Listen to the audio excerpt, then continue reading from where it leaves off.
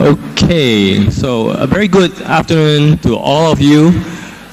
So I'm very happy to see there are so many people in this LT. Okay, yeah, I'm very happy to see so many people. I'm very grateful that you took your time.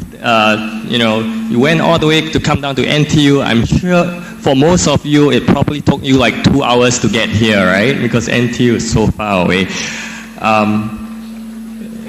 Okay. Sorry, the mic. Okay, so today I'll be talking about the psychology program at NTU. As you can see, psychology causes, careers, and connection to the world. There's a lot of feedback. Can I just use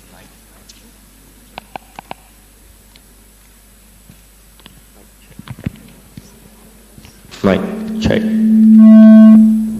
Mic check. Okay, this is much better. Okay, so for those of you who are standing behind, there are still a couple of seats in front if you want to make your way to your front. Okay, so let me briefly introduce myself. My name is Jun Hong. Okay, I am an assistant professor of psychology at NTU.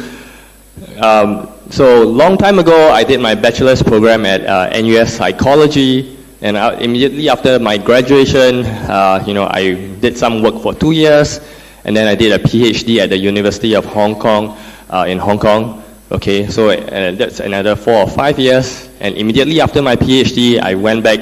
I came home and I did a 2-year postdoctoral fellowship at NUS. So it's a 2-year research fellow at NUS. And after that, I landed a job here as an assistant professor at NTU. So I have spent a fair bit of my time, a fair bit of my academic life in both NUS and NTU. I'm very familiar with the system in NUS and NTU, but perhaps not so much on the NUS college. So you can ask me questions about NUS, but I won't be able to answer you any questions about the NUS college or the previously it was called the Yale NUS. Okay. So So I guess when I was your age, long time ago, I was pretty much a very average student. I didn't do very well for my A-levels. Was a pretty average student. I barely scraped into the NUS program. And throughout my undergrad life, I was pretty much an average student. So, like you see, surprisingly, I'm here. It's a lot of hard work along the way. Okay, as with any other programs, as with any other career progression, it's a lot of hard work along the way. Okay, so this is what I'm going to talk about today. First, I'm going to give you a sampling of some of the things that we study in psychology, some of the things that you will learn in psychology. This will be like a sampling of psychology, a very brief 15-minute sample of psychology. Okay, and then after that, I'll talk about the NTU psychology program. What we offer, what you experience in your undergraduate life. You have plenty of opportunities to travel overseas, and then what are the career prospects. Okay. Okay, so let's move on to the first section for my talk, some hot topics in psychology. So I'm going to briefly talk about these 3 topics: mind reading, procrastination, and climate change. Okay, very strange topics. Okay, mind reading.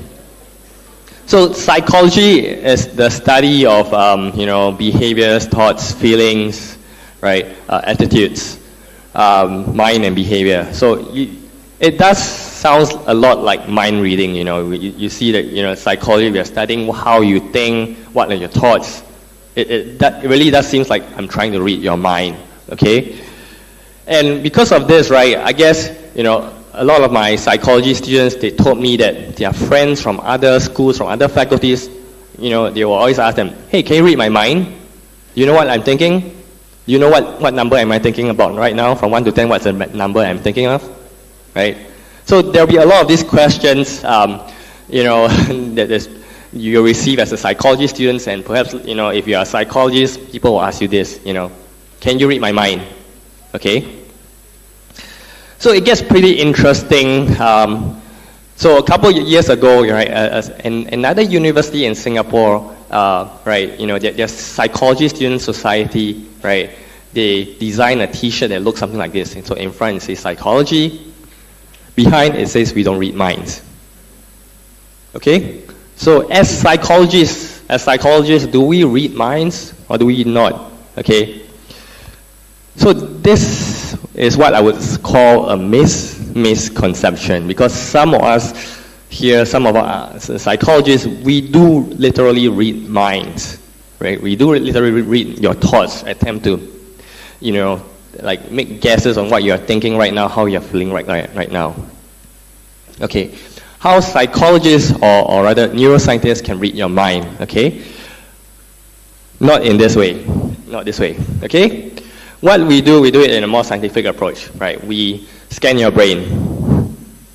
Okay, we scan your brain, right? Collect the MRI data, MRI images, and then we apply some machine learning AI algorithm to decode your thoughts, decode a lot of personality characteristics from your brain, from images of your brain, right? So through this process, right, we can use machine learning techniques to literally read information of your brain. We are reading information, reading data of your mind, or in this case, your brain, literally.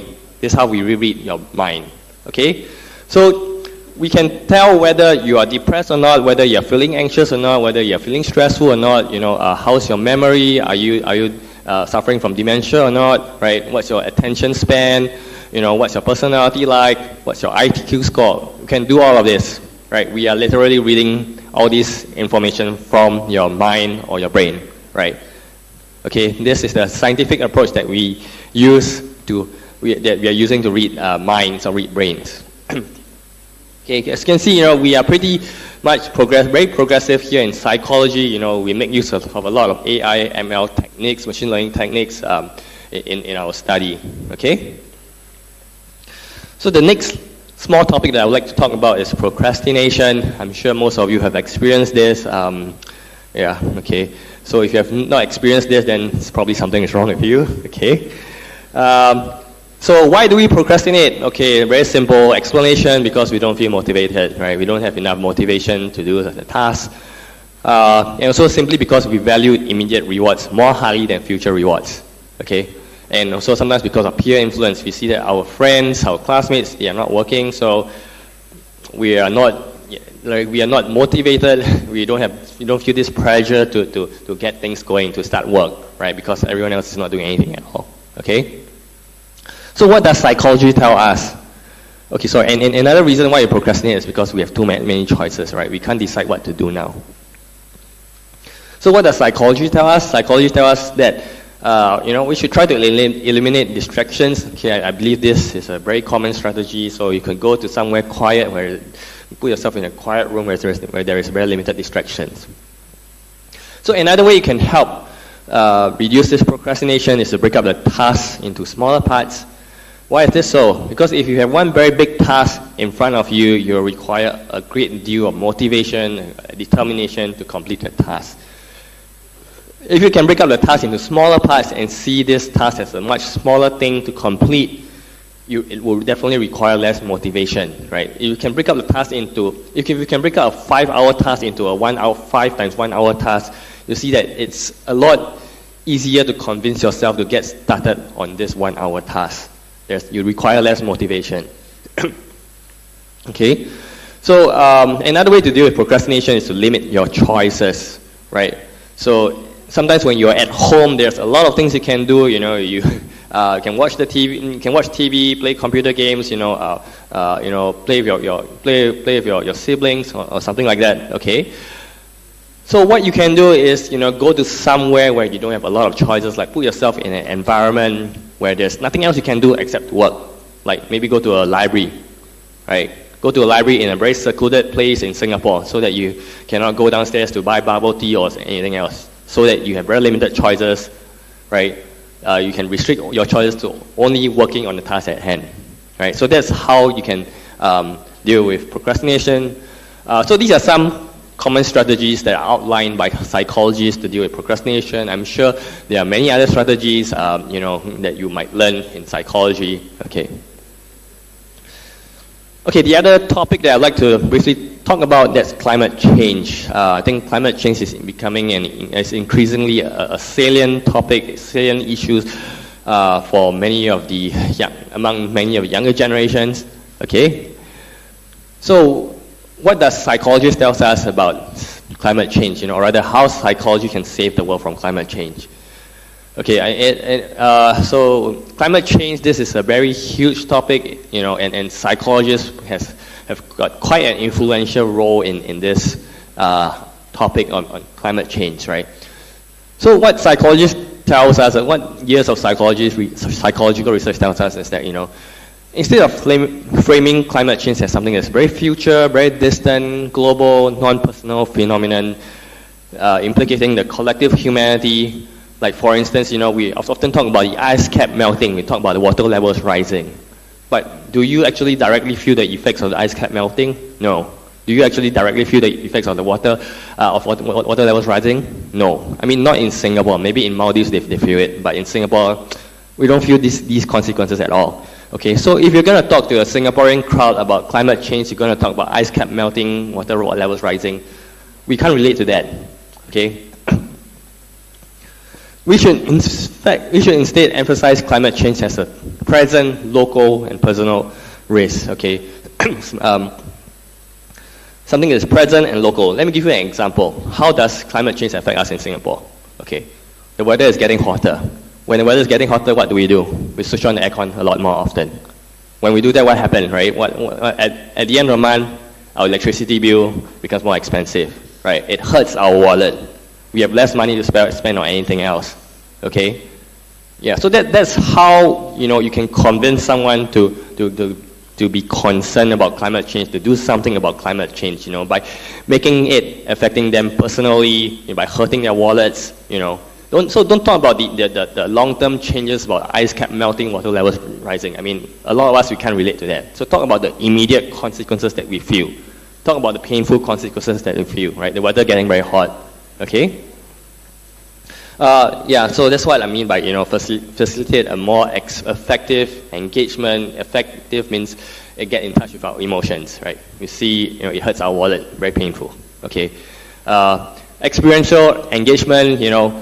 Try getting through a day without going to an aircon room, right? It's going to be very uncomfortable, right? Especially in a hot day like today. Imagine if you turn on the aircon today, right? That's how you can get someone to pay attention to this climate change phenomenon. Okay, and we also want to leverage on the relevant social group norms.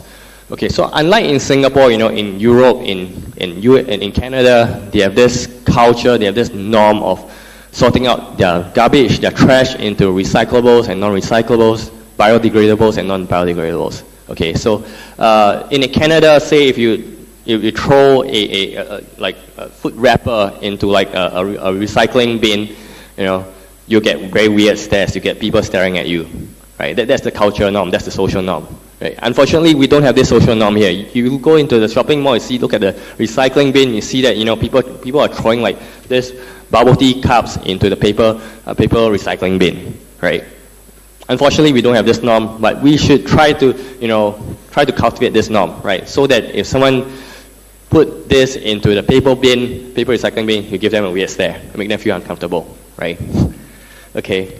Last point, frame policy solutions in terms of what can be gained from the immediate action, right? So don't talk about like far-sighted goals about reducing the temperature, but simply talk about immediate gains. Like for instance, if you use less aircon, what does that mean? It means you save more money, right? Okay. If you take public transport more, what does it mean? It means you save more money, right? Instead of taking Grab, taxi, Gojek, I think public transport is definitely a more efficient, more climate-friendly option. Okay. So you want to frame policy solutions in terms of what can be gained in the immediate action. All right. So that's just a very brief sampling of the psychology topics that we will learn in NTU psychology. Okay. You can see it covers a really wide spectrum from neuroscience to daily life psychology to climate change. Right? We do all this in psychology.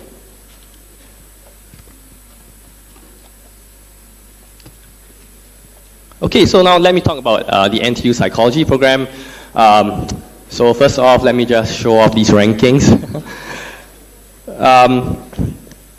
So what does these rankings mean to you? I mean, I'm sure most of you think that, hey, in Singapore there are only these few universities. We are always second place or so. Okay, the rankings, even though internationally, the rankings might change a lot, but in Singapore, the general perception is pretty fixed, pretty constant. There are not much changes in terms of rankings across the universities in Singapore. So what do these rankings mean to you? Okay, how does this makes it? How are these rankings meaningful to you? Okay, so when you are done with your bachelor's degree, if you want to do a master's degree, you want to do a PhD studies, right? You want to do further studies, right? These rankings will be very important, okay? Because when you're applying to foreign universities, when you're applying to overseas universities, they will look at your university ranking, okay? A first-class honors from NTU versus a first-class honors from a university that is ranked 100 plus is very different, right? It will be viewed very differently. Obviously, NTU will be viewed favorably compared to other lower-ranked universities. Okay, so having these good rankings, it helps you get into a good master's degree program, helps you get into a good PhD degree program. Okay. So these rankings, so we are doing pretty well, not just in terms of the NTU university level, but if you take into account of just psychology, look at all the psychology schools around the world, you can see that we are doing pretty well. We are second in Asia, like 27 in the world in terms of psychology. So our faculty in psychology generally consists of 20 plus faculty members. These numbers might change a bit, okay, but this year we have got 25 full-time staff, 23 full-time staff plus 2 adjunct staff, okay? And we are currently having more than 30 plus graduate students meaning that these are students who are doing their master's program, doing their PhD studies with us.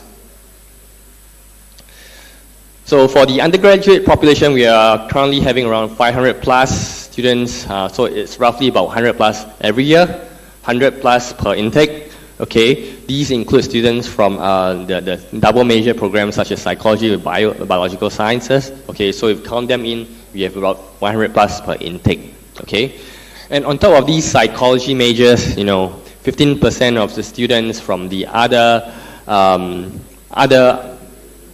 programs in social sciences, they will declare their minor in psychology, right? Declaring a minor means they will take up some of the psychology modules. So at the end of the day, the degree will say that, I've got a bachelor's in social sciences in sociology, but I have a minor in psychology, okay? That's how the minor system works. So this is how our undergraduate training is structured, okay? So if you are enrolled into our psychology programs, you will have to take 9 psychology core courses. So these core courses are compulsory courses that everyone has to take, okay?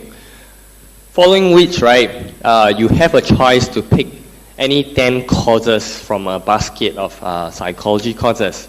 Okay, so you have some flexibility, some freedom to decide what you want to study in psychology, right? And because of this freedom and flexibility, you can sort of like specialize, decide if you want to specialize in a certain topics.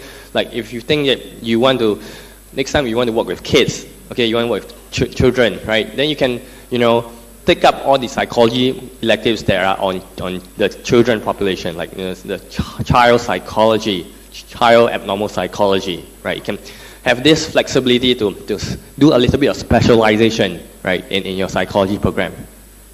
Okay, so during your 4th year, right, most of you will be tasked to do a final year project. So this is a research dissertation project. Okay, I will talk more about this later. So in general, I think in psychology and as well as in any other programs, NTU, we follow the lecture tutorial systems, right? So you come to class in a lecture theater and on one day, okay, and on another day, perhaps, you have a tutorial session assigned to you where you go to a tutorial room, okay? And maybe in your year 3 and year 4, some of these modules or courses, they are organized in a discussion seminar format. which is something similar to a 3-hour lecture, except that, the lecture will be very interactive, and a lot of this learning, a lot of the contents, a lot of the learning will be directed by the student themselves. So they'll be doing their own presentation in front of all other students. Okay, so that's a discussion seminar. Okay, so as you'll see later, we have close to 60 basic advanced courses in psychology. Okay.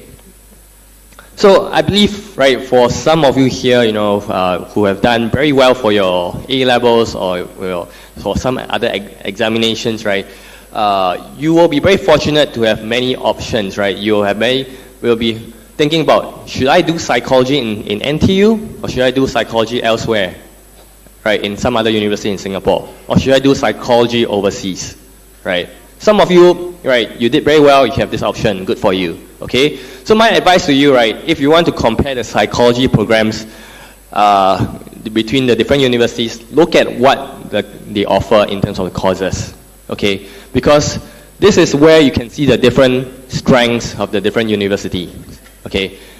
In NTU, these are the courses that we offer here.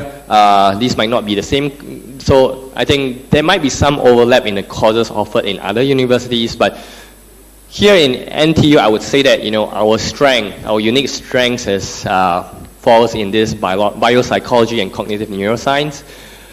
Okay, I myself, I'm a cognitive neuroscientist. So I'm not saying that we are strong in this area because I'm in this field. But I'm saying this because that it is a fact that we have quite a few neuroscientists in our psychology program, right? There used to be like neuroscientists in other psychology schools in Singapore, but they've all left and moved on to somewhere else. So in Singapore, if you want to study about the brain, you want to focus on neuroscience, NTU will be a very good place to do so, right? Because we have all the experts here, okay? And on top of the neuroscience, biopsychology group of courses, we have the usual developmental psychology courses. This is where you learn about the lifespan changes in social, emotional development from cradle to grave, okay? So if you are interested in working with kids, this is an area that you want to focus on, okay? And then we have got clinical, we also have a bunch of courses relating to clinical abnormal psychology. This is where you study about mental health and why people do, why people experience stress, why people experience burnout, all the unhealthy stuff in psychology, right? This is where you learn about it, okay? And we also have social and personality psychology. We have a couple of courses in social and personality psychology. So social and personality psychology, it explains a lot of these social phenomena that we see in society. A couple of years ago, we have all gone through this COVID-19 pandemic, right? So, right, you can see that during this COVID-19 pandemic, there was a lot of social psychology involved in it, right? For instance, right, why do people wear masks and why do people don't wear masks? Why do people take their vaccines and why some people have some skepticism on vaccines? So this is where, social psychology will play an influential role, in designing policies, public policies, to convince people to hey, get yourself vaccinated, or please put on your mask, okay? I think in NTU, we also have a couple of courses focusing on organizational psychology. So these are topics that are related to human resources, how employers will identify the most appropriate candidates for their jobs, for the different tasks, okay? We have got cultural and evolutionary psychology. We look at how certain cultures, we study cultures as socially constructed phenomenon. And then we also contrast this from an evolutionist perspective where everything is biologically determined, right, through natural selection. Okay, and on top of that, right, so what I have just previously talked about, these are all very theoretical courses, right? We have got modules, courses which are more relevant to the professional applied settings, right? They teach you, impart certain very important vocational skills, like for, if you want to train to become a clinical psychologist, we will teach you how to do psychological assessments.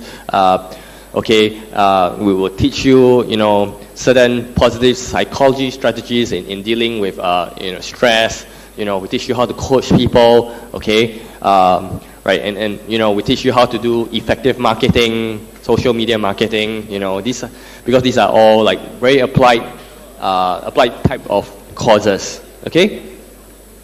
And the last group here, this relates to if you want to be a researcher, if you want to pursue an academia career like me, you want to go into research, you want to become a scientist, right? So we have a handful of courses that looks at different in which you are being taught to do psychological research, right? You learn how to analyze data, you learn how to do interviews, you learn how to do brain imaging, right? So, right, in general, you can see that, we have got a very diverse selection of psychology courses, right? We study psychology in many different populations from cradle to grave across the lifespan. And how do we study these different topics? We study it as psychologists, as scientists, right? We study them through like the subjective data that we collect, like for instance, through questionnaire data, through self-reported interviews on, I'll ask you, how are you feeling right now? What are your thoughts about this? Okay, so these are all subjective responses. And we also study, various topics in psychology using objective data, objective, observable behavioral responses. Like for instance, we count how many cigarettes you smoke a day right? We count like how much time do you sleep a day, right? Or we directly measure your brain activity using MRI scanning. Okay, so psychology is, after all, a field of science. Right? We are as much of a science as the usual hard sciences like biology, chemistry, and physics. Right? In fact, in psychology, you see that there are certain applications of biology, chemistry, and physics in psychology. Right? Okay, so next, let me talk about our undergraduate research program. So we have got the final year project, right, which is done at which is usually carried out at the fourth year, right, stretched across 2 semesters. And then we have also got the undergraduate research experience on campus, or in short, the Eureka program. Okay, so these are the major research areas that we engage in. So we do a lot of research in cognitive neuroscience. We study how the brain relates to certain mental abilities like your attention span, your memory ability. Right? Affective neuroscience, we study how the brain relates to our experience of emotions. And of course, these are the areas that I've talked about previously. So, like a lot of our final year project students, right, they have obtained, prestigious national awards, national funding schemes from these different government and non-government organizations. So, right, they have obtained money to do their research, meaning that the money that they obtain from these organizations will be used to pay for their research participants, will be used to purchase their experiment materials, and so on. So they get financial support from these different organizations. And in NTU, we have this unique program called the Eureka program. So this is targeted towards the exceptional students from year 1 onwards. So after the first year, if you have a GPA of 4.5 and above, right, you'll be invited to join this Eureka program. This is where you'll receive one-on-one research supervision and training from a faculty, from a professor in NTU. Okay? So in this program, you'll experience a lot of interdisciplinary learning, right? You have plenty of opportunities to boost and to enhance your CV, right? We'll give you a lot of opportunities, a lot of to work on your CV, right? So this will be an opportunity to make your CV a lot more competitive than your peers, okay? And this will certainly give you an advantage in graduate school application. So if you want to do a master's degree, you want to do a PhD program, you will want to get into this Eureka because it will help you a lot, okay? And the best thing about the Eureka program is that you get to present your research at international conferences, right? And these international conferences, and they are all fully paid for, okay? So just last year, I sent students to the International Neuropsychology Society meeting in Taiwan. I sent 4 students, right? Their hotel, air ticket, they're all fully paid for. So it's like a free holiday for them. But of course, they have to present their research at this conference, but everything else is paid for them. So this year, I'm sending again a couple of students to Australia to present their research on neuroscience, social and effective neuroscience. Okay, so these are the research programs that we offer. Right, you can see that you get the chance to travel for free. Right, you get the chance to go on a holiday with your hotel and air tickets paid for. Okay, so the other overseas experience opportunity that we offer here in NTU Psychology is our overseas exchange program.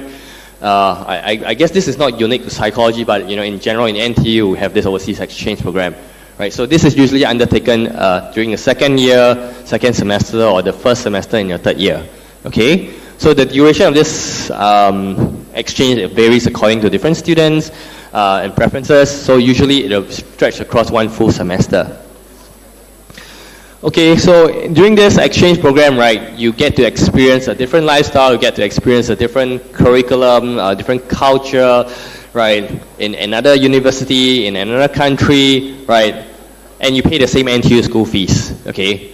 So as you would know, right, some of the different programs, undergraduate programs overseas, they can be very expensive. They are a lot more expensive than NTU, but if you undertake an exchange program to study in that university, you'll still be paying the NTU fees, but you're studying in that university. Okay, so you have plenty of opportunities to experience the new culture, making friends in a different environment. And I guess for most of you youngsters, this will be an excellent opportunity to get away from your parents, right? To be independent, right? Experience some freedom. Okay, right? No curfew to your to your lifestyle, so on. Okay, so this will be the highlight of your undergraduate life. 10, 20 years after you graduate from university, this will be the fondest, this will be the most memorable experience. Okay, so if you get into an NTU psychology program, you don't want to miss this opportunity.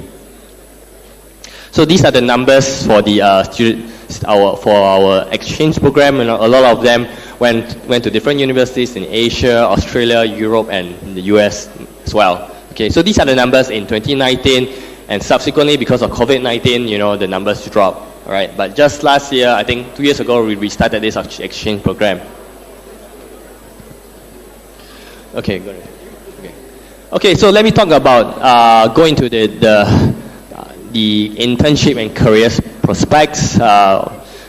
Okay, so in NTU Psychology, we have got a compulsory internship program. So this internship is usually undertaken towards the end of year 3 during the summer break, right? Summer break means sometime during the June holiday.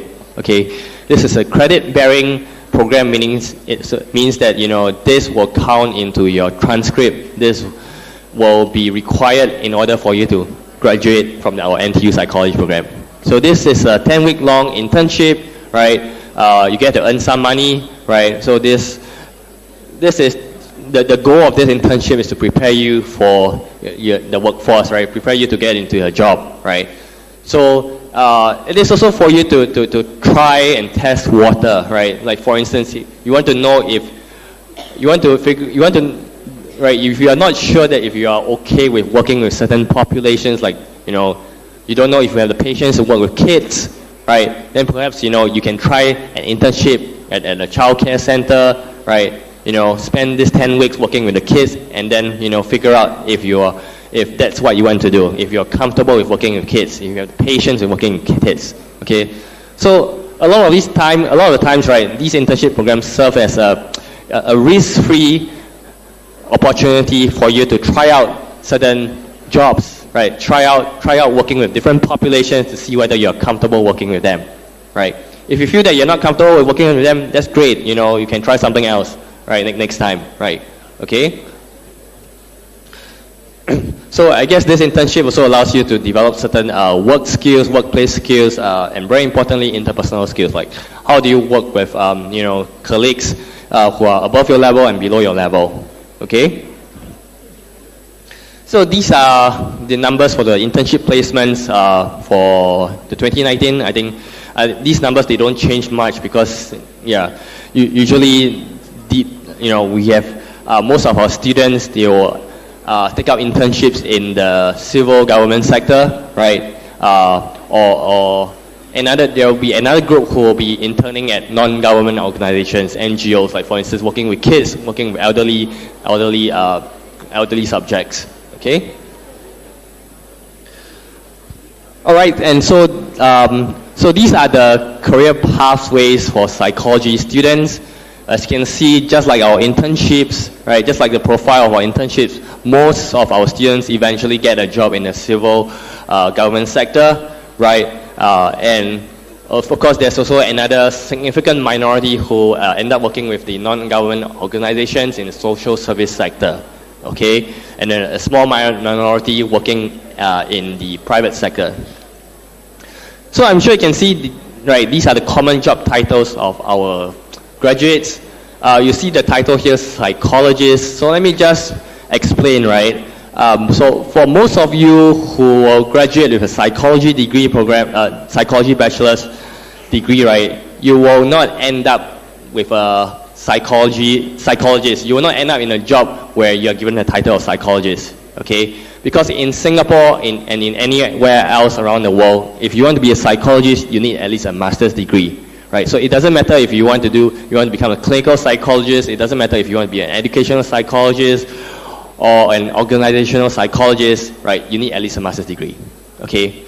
However, there are certain junior psychologist jobs that are being offered, in Singapore, right? But we don't call them psychologists. We call them psychological associates, okay? So if you want to be a psychologist, take note that it will be quite a long journey. You have to do a master's degree, okay?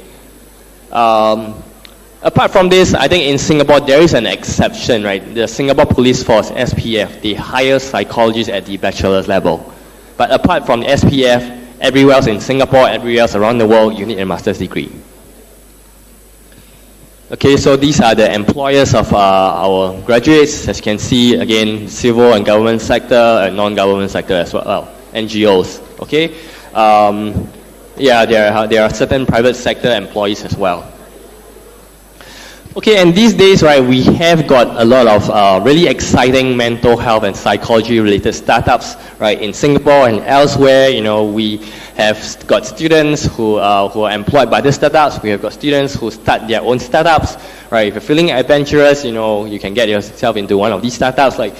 So both of these startups, they are Singapore startups, Singapore-based startups. So for this startup here, the Reality Detector, what they do is they create an app where they can tell whether you're lying or not just by analyzing your facial expressions.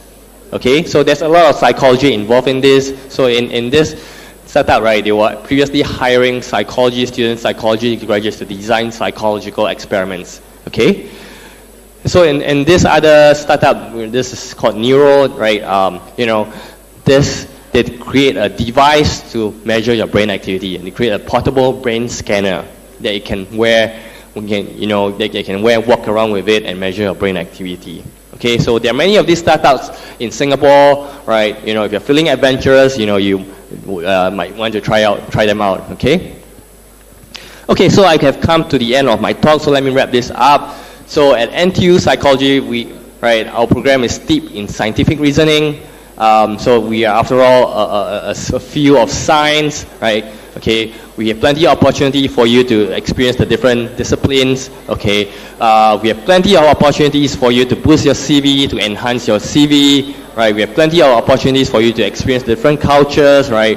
Through our overseas experience. And lastly, we want to develop and actualize your intellectual potential. Okay, all right. So thank you very much. Okay.